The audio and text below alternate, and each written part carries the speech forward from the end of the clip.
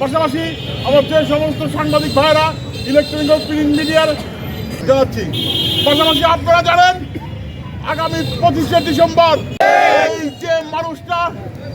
এই ফ্যাসিস্ট আওয়ামী সরকারের কথা প্রয়োজনদিন ফখরুদ্দিন আমলের থেকে দীর্ঘ 17 বছর এই বাংলাদেশ ছাড়া এই দেশের মাটির মানুষ এই দেশের রক্তের যে বন্ধন সব কিছু ছেড়ে গিয়ে দীর্ঘ 17 বছর নির্বাসিত জীবনযাপন করছেন। এই নির্বাসিত জীবনে তার জীবন মৃত্যু সন্ধিক্ষণে তার মাকে দেখতে পারেন নাই, তার আপন ভাইকে হারিয়েছেন, তবুও অন্তত কাছে এসে ভাইকে দেখতে পারেন নাই। এদেশের মানুষের দুঃখ দুর্দশা লাঘবে যিনি সবসময় যথেষ্ট থেকেছেন, সুদূর 10,000 মাইল দূরে বসে যে বাংলাদেশের মানুষের ভাগ্য উন্নয়নের স্বপ্ন দেখেছেন, এদেশের মানুষের খেটে খাওয়া মানুষের মুক্তির পথ দেখেছেন, এদেশের মানুষের ভোটের অধিকার আদায়ের জন্য লড়াই করেছেন। আর দীর্ঘ 17 বছরের অবসান ঘুচিয়ে 25শে ডিসেম্বর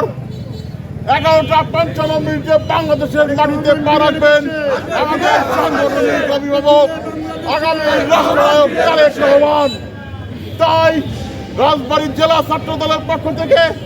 আমার সাংগঠনিক অভিভাবক এই বাংলাদেশের স্বপ্নদ্রষ্টা স্বনির্ভর বাংলাদেশের স্বপ্নদ্রষ্টা তারেক রহমানের আগমনকে কেন্দ্র করে আপনারা যে স্বাগত মিছিল করেছেন, ঠিক তেমনি আপনারা জেলা ছাত্র দল তো একসাথে যাবেই, পাশাপাশি যদি জাতীয়তাবাদকে এক বিন্দু বুকে ধারণ করেন, যদি তারেক রহমানকে এক বিন্দু ভালোবেসে থাকেন, আপনারা কেউ কারো আশায় না থেকে যে যার মতো তো অবশ্যই রওনা হবেন যে এক নজর তারেক রহমানের ঐতিহাসিক সভার অংশীদার হতে, ঐতিহাসিক সভার সাক্ষী হতে।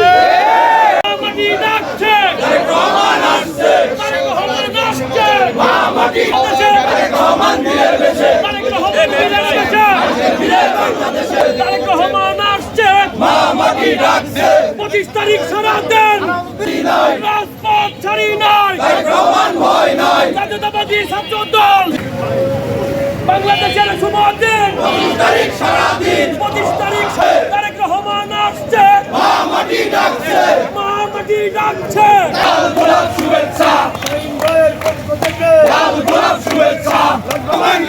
তারেক রহমান ভয় না, রাজপথ ছাড়ি না, মা মাটি ডাকছে, তারেক রহমান বীরের বেশে, মা মাটি ডাকছে,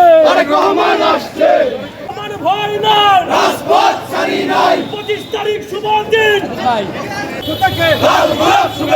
তারেক রহমান বীরের বেশে,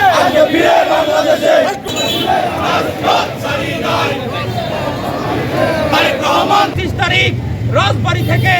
ইনশাআল্লাহ 3 থেকে 350